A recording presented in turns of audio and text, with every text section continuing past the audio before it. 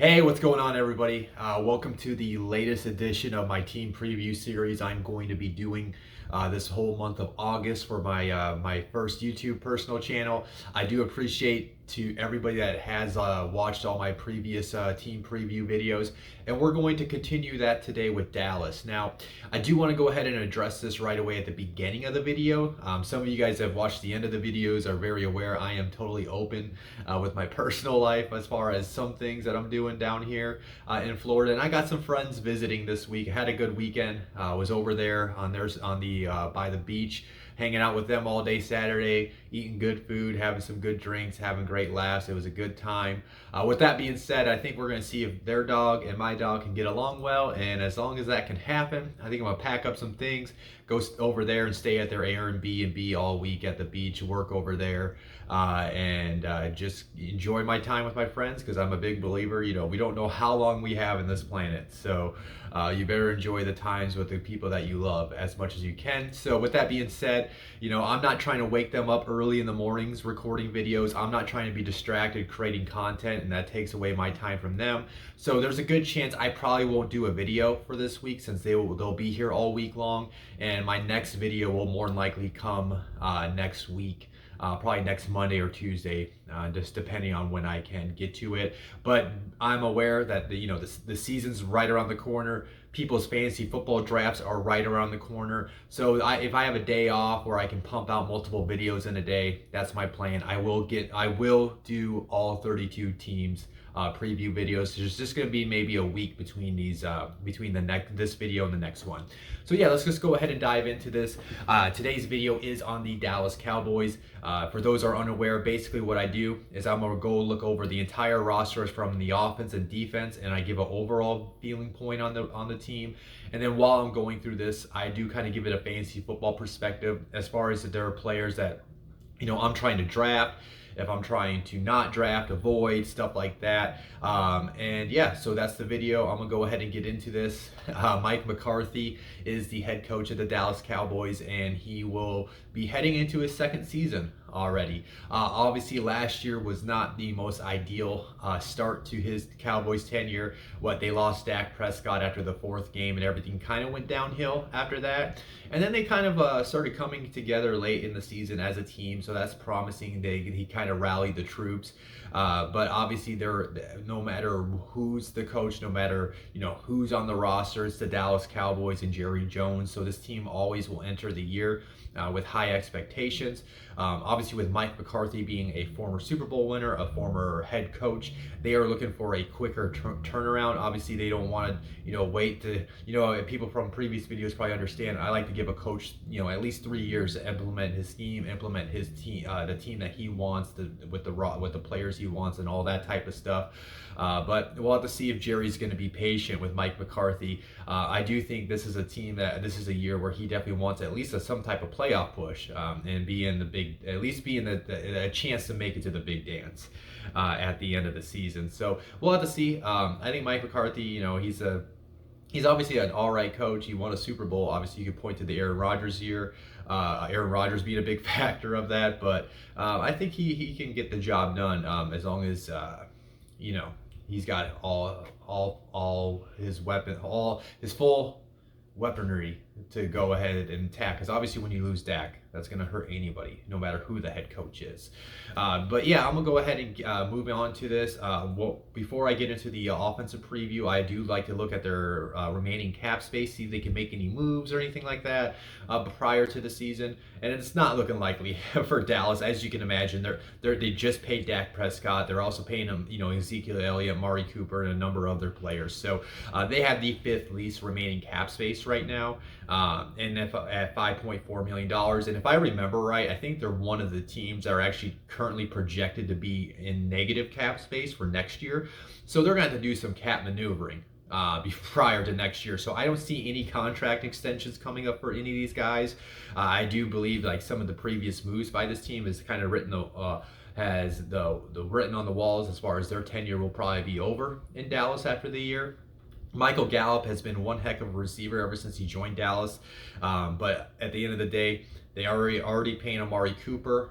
CD Lamb, I think, is about to have a big sophomore leap this year, and they invested a first round pick, obviously, into CD Lamb. So that's a lot of investments into two different wide receivers. So as good as Michael Gallup has been for the Cowboys, more likely they're going to have to let him leave in the offseason. And he's just a guy like where if this Dallas Cowboys team was bad or for any reason, or maybe if they fall flat on their face and they're not going to be making the playoffs, maybe that's a wide receiver that another team could look to do a 1-year rental on as far as around the trade deadline. But as long as the Cowboys are competing for the playoffs, I think Jerry wants his roster as it is, and I would not see them. I don't see them trading Michael Gallup for any reason. But he definitely won't be getting a contract extension. Even if he balls out this year, they're probably going to have to let him walk and let another team pay him because they probably can't compete for his services. Leighton Vander Esch. He's a linebacker. You know, he had a really good rookie year, and then he's just battled with injuries ever since he's came into the league. His writing basically is kind of on the wall. They did not pick up his 5th-year extension. They drafted the rookie in the first round, the linebacker in the first round. Why did I just go blank right there? I'm about to talk about him. But yeah, they drafted the linebacker, Micah Parsons in the first round this year. They're paying Jalen Smith as well. So I don't see a contract extension coming for him because he basically has to prove he can survive a full now 17-game schedule, because it seems like he hasn't played a lot in the last couple of years because of his injuries. Connor Williams is an all-right guard.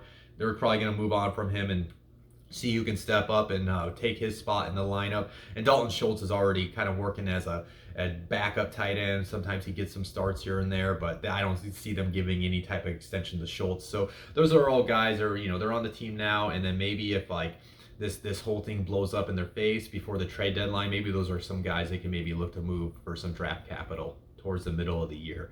But yeah, let's go ahead and move on to this. The offensive preview. These are projected starters from Jack Duspo from the Prospect Encyclopedia.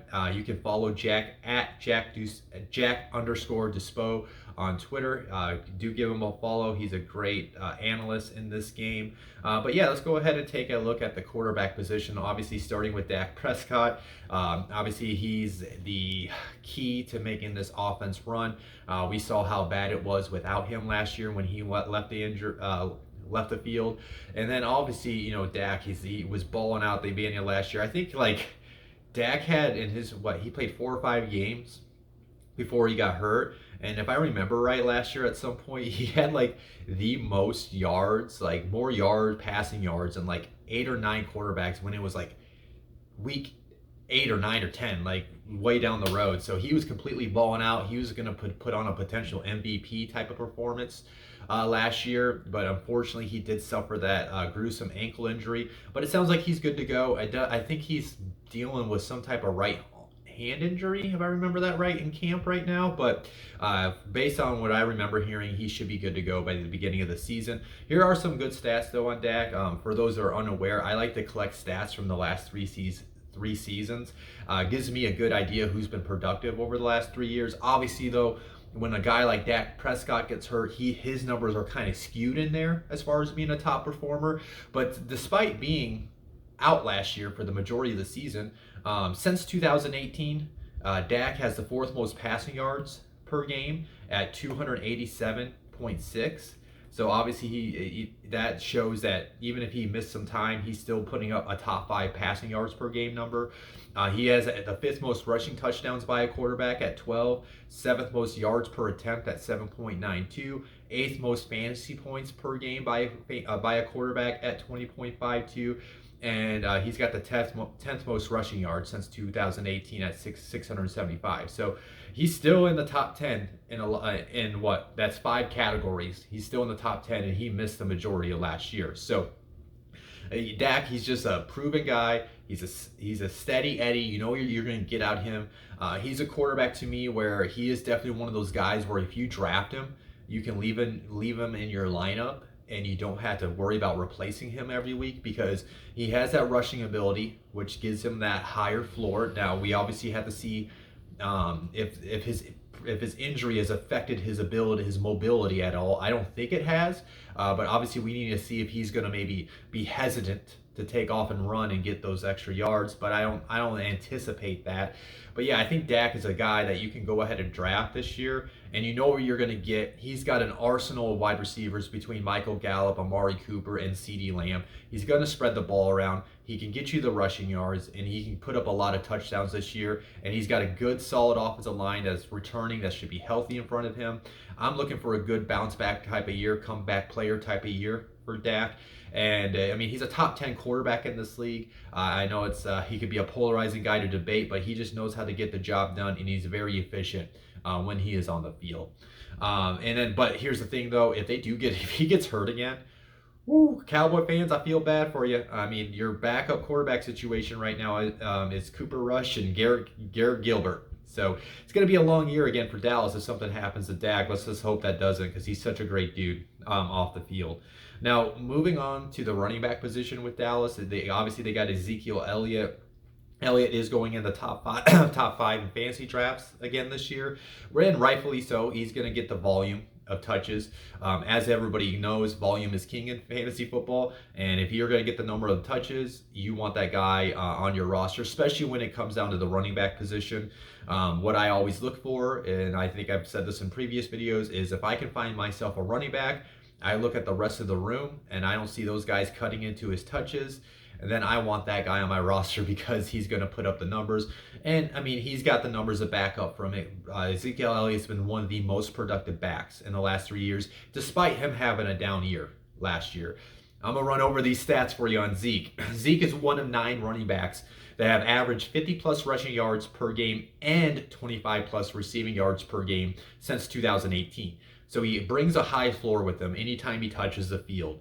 I'm just going to go run over these. All these stats are since 2018. He's got the most scrimmage yards at 5,095. He's got the second most rushing yards, third most rushing yards per game, fourth most receptions by a running back, fourth most receiving yards by a running back, fifth most fantasy points per game by a running back, sixth most receiving yards per game, tied for the 6th most receiving yards by a running back. He's got the 9th most rushing touchdowns and the 9th most total touchdowns between all skill position players. So, you know what you're going to get out of Zeke. He's going to give you a high floor every week. Obviously, there is a slight concern. Is the Zeke that we saw last year, the Zeke we're going to see go down that path of being a negative play, being inefficient as he was?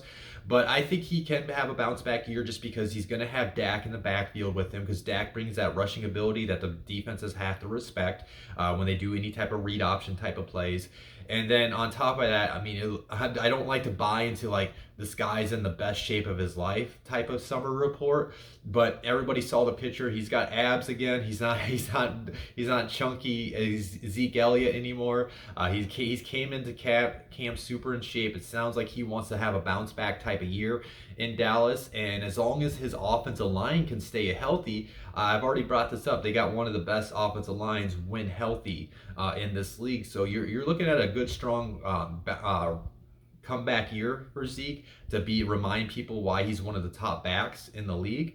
And I totally would understand. He's definitely a guy you can be comfortable drafting in the top 5 because you know he's going to get the volume of touches out of the backfield. He's a proven successor with his production, and he's going to be on one of the better offenses in the league as long as Dak, stays healthy this year. So Ezekiel Elliott's definitely worth it. Now I will say his backup Tony Pollard, somebody I really like. He's got some juice when he's out on the field.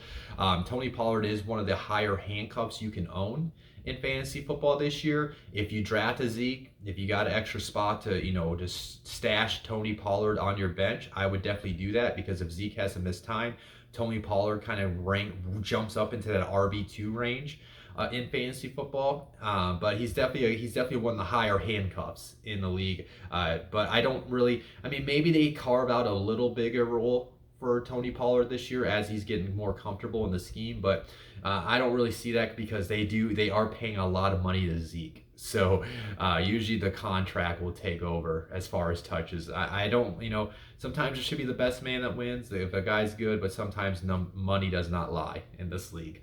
And then moving on to the wide receivers, I'm going to start with Amari Cooper because he did show up in some stats that I pulled since 2018. Amari Cooper, here's some stats on him. He's actually tied for the 8th most receiving touchdowns at 20, 9th most receiving yards, and the 10th most receptions since 2018. And Amari Cooper, he's one of the better route runners in the league. He's got the chemistry with Dak.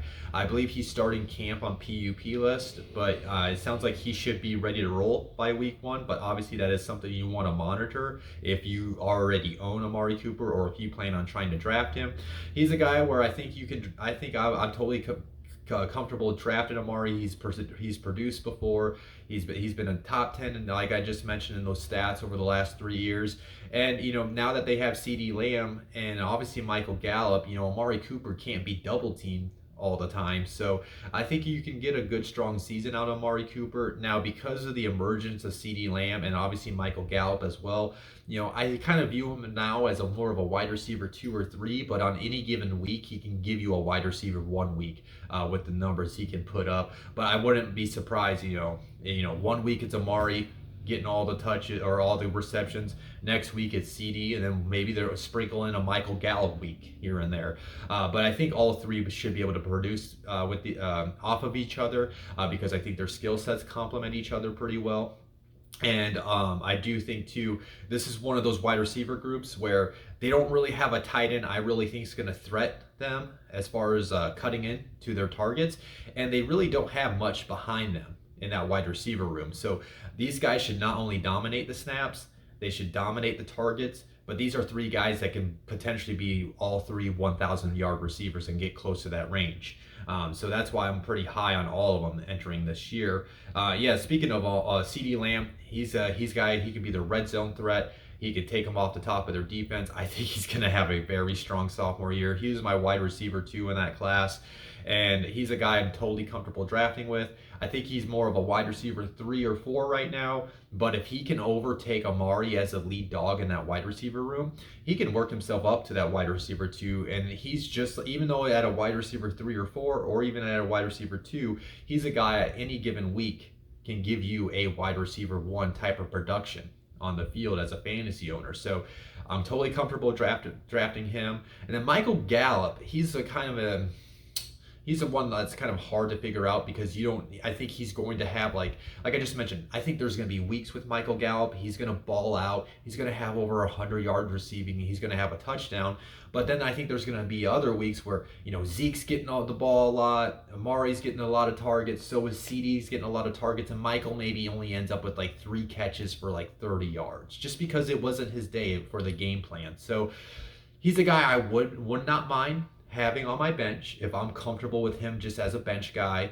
And then maybe if the matchup is right, I have a bye week or an injury, I can slide him in. And then obviously if anything happens to Cooper, if anything happens to CD, he's going to slide in at that wide receiver 2 or 3 range. And then obviously watch that Amari Cooper injury. If Amari has to either start the year on the PUP list, which would put him out the first 6 games, or maybe he has to miss that first game or 2, all of a sudden Michael Gallup can give you some fantasy value at the beginning of the season.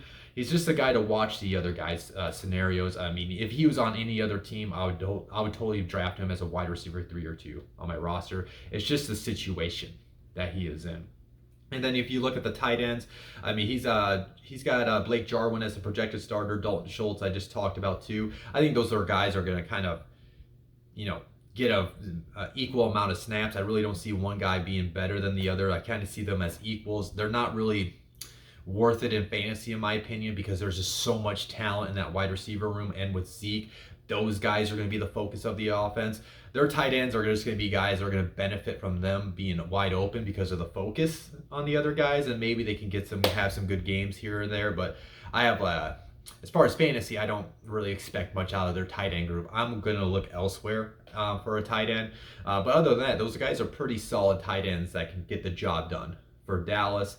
And then wrapping it up, their offensive line, obviously, it's going to come down to health. As we know, last year, they lost Tyron Smith, they lost Zach Martin. I believe did they lose Lil Collins at one point? I don't know. It seemed like everybody on that offensive line was getting hurt this last year. So they're all back, and as long as they all can stay on the field, they can return to a top 5 offense. They got Tyron Smith back. Obviously, Zach Martin's one of the, you can argue with him and Big Q, who's the best offensive guard in the league. Lil Collins is a top right tackle.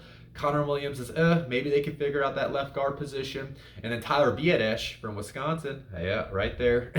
Obviously, I was a big fan of him entering the league. I thought he should have went higher, but his injuries from college kind of put him to like the third or fourth round. And now it's sounding like he's going to become a really good starting center for Dallas.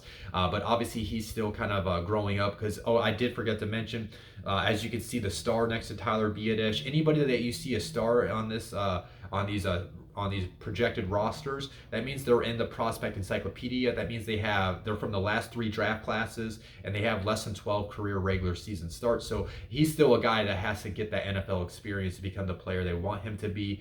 But overall, I mean, this has the makings of a top 5 offense in the league. The only thing that's going to hold them back is health.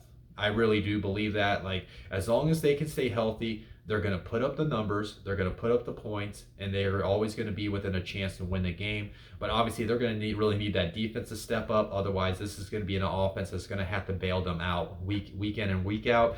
But it's going to be, it has a lot of potential to be a top 5 offense, if not the best offense in the league.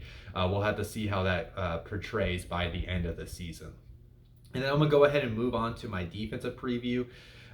Here again, these are the projected starters from Jack Duspo. Please give him a follow at Jack_Duspo.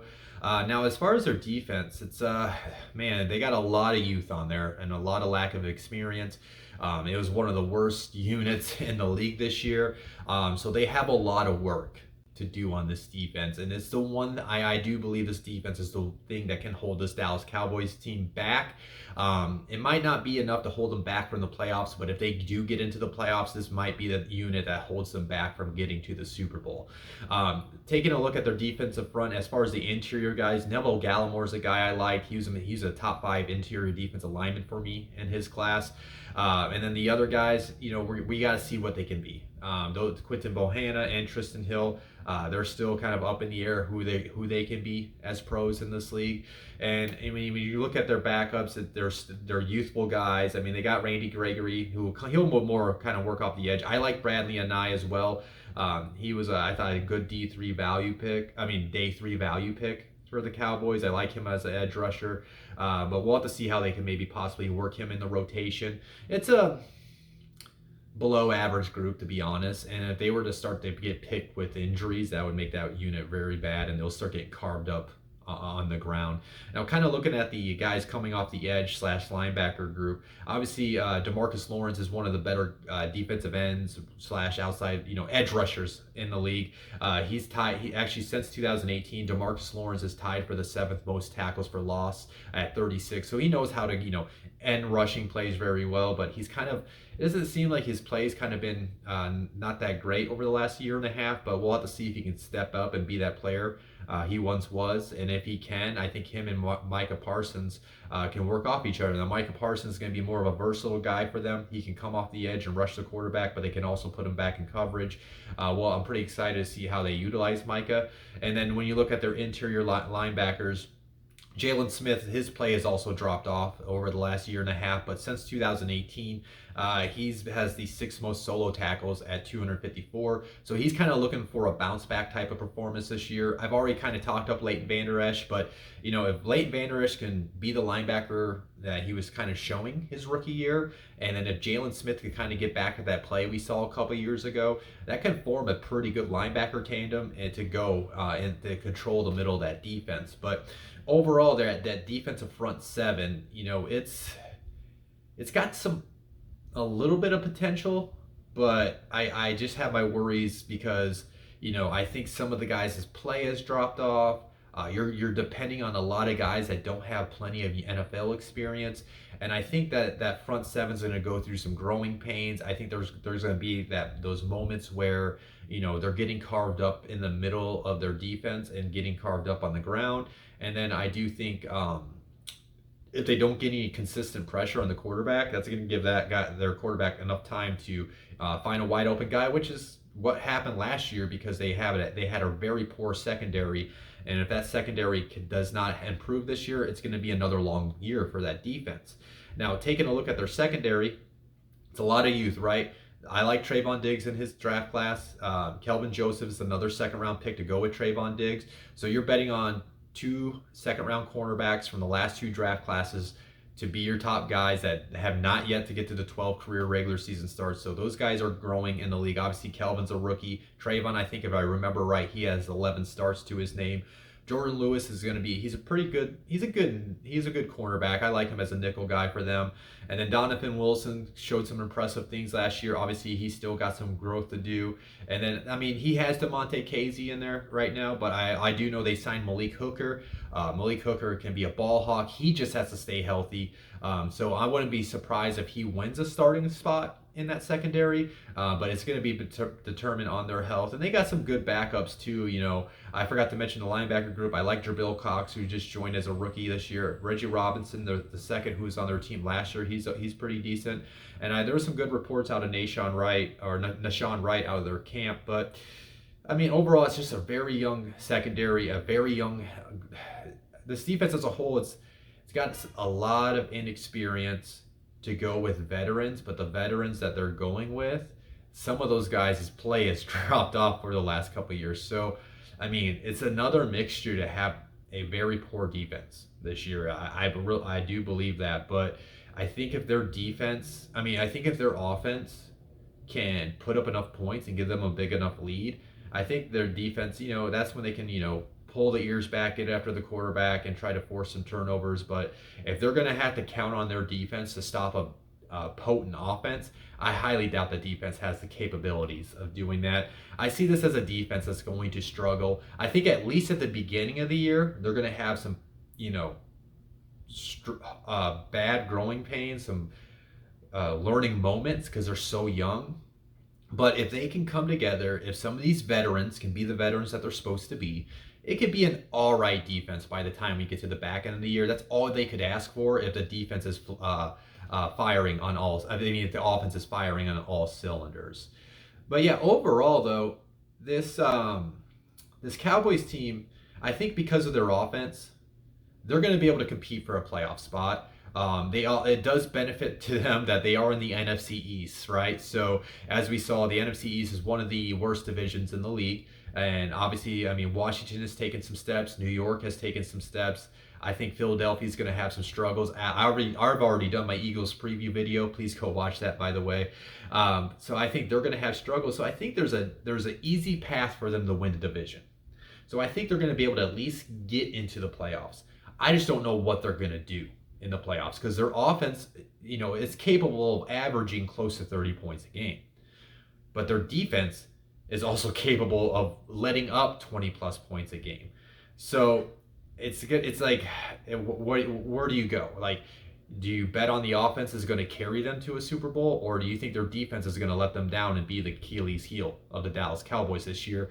That's what I'm leaning towards. I think this is a team that's going to be able to get to the playoffs, whether it's as a wild card or they win the NFC East. But by the time they get to the playoffs, I think that defense is going to be a detriment to them, and that's going to hold them back from winning. Because that offense, it could put them in the lead in the fourth quarter with a minute left, but that defense, I think, doesn't have enough to stop an Aaron Rodgers, a Tom Brady, Russell Wilson, one of the elite quarterbacks in the NFC from stopping them when it's crunch time. And that's what I think is going to hold the Dallas Cowboys back this year. But regardless, it's going to be an exciting team to watch because of that offense. But yeah, that's my preview video. Really quick though, I did forget to mention in the defensive section, I have a bad habit of doing this. I like to talk about if I would stream their defense. I would hardly stream the Cowboys defense this year unless it's the right matchup. They actually have the season opening game on Thursday night in September against the Bucks. So yeah, I'm not streaming the Cowboys defense. So, but yeah, that's today's video, guys. I do want to thank you for tuning in to today's video. As a reminder, more than likely my next video won't be until next Monday or Tuesday. Unless for some reason our dogs don't get along together. I got to bring my dog back over here and I'll be going back and forth again all week. If that's the case, maybe I find some time at some point this week to do a quick video.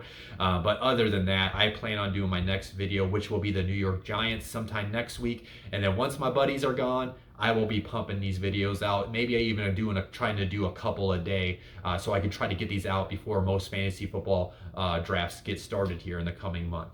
But I hope you guys do enjoy your day. Again, I probably won't see you guys until next week, so enjoy this week. And you have a great first week of August. There we go. Later, guys.